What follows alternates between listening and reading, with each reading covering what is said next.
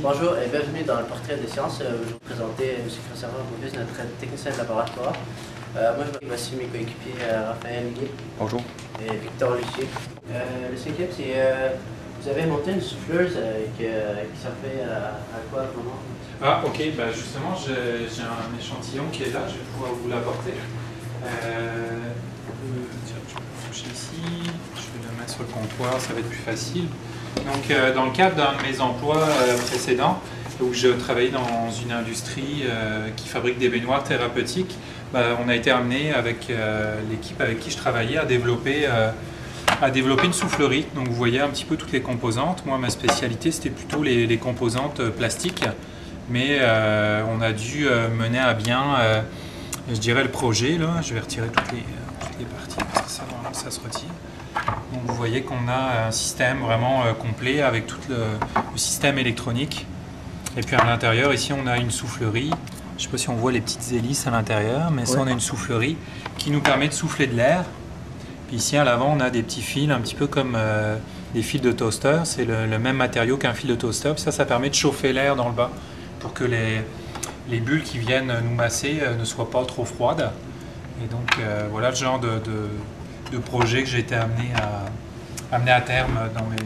Okay, en gros, votre souffleuse, donc, on sert à faire masser une personne? Oui, masser une personne à l'intérieur d'une baignoire, tout à fait, avec des tuyaux là, qui amènent l'air au travers des petits trous dans la coquille de la baignoire. Là, ça permet de venir masser la personne. Puis... quel genre de travail avez-vous fait avant d'avoir technicien de laboratoire? En fait, j'ai travaillé dans des industries de matières plastiques principalement. Hein, ça avait toujours, ma spécialité était vraiment là-dedans. J'ai eu une formation d'ingénieur qui était poussée dans les matières plastiques. Donc j'ai travaillé à développer différents projets en plastique. Est-ce que je sais pas, est-ce que vous avez eu une job, supposons, je sais pas moi, en Europe ou en quelque part? Oui, tout à fait. Alors, moi, ma formation a été faite au temps complet, je l'ai suivie en Europe. Et puis, j'ai travaillé au début dans une entreprise qui fabriquait des sièges pour l'automobile, c'était en France. Après, je suis venu m'installer au Québec. Vous avez monté des avions avec les élèves, avec les profs, des avions électriques ou... Oui, alors on a eu un autre projet qu'on a développé avec les techniciennes ici. On a développé un projet où les élèves de secondaire 3 fabriquent leur propre avion et puis ensuite le font voler à l'intérieur d'une salle de cours. Donc ça, on est parti d'une idée d'un enseignant qui trouvait que ce serait intéressant de faire ça avec les élèves. Puis on a développé un peu tout le matériel pour être capable de faire ça. Mais c'était quelque chose qui était vraiment nouveau pour nous, donc ça a été du développement intéressant, on était content d'y arriver. Puis je pense qu'avec les élèves, ça fait des beaux projets.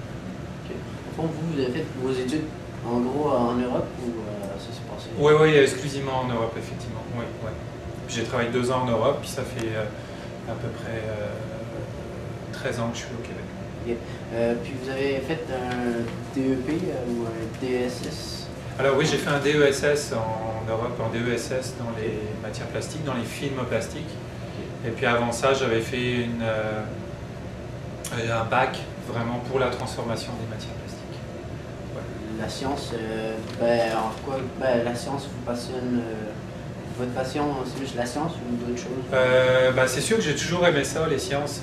Quand j'étais au secondaire, c'est toujours quelque chose qui me passionnait parce que j'avais l'impression, puis je pense que c'est la réalité aussi, j'avais l'impression qu'on comprenait un peu tout ce qui nous entoure, hein, tous les phénomènes qu'il peut y avoir autour de nous.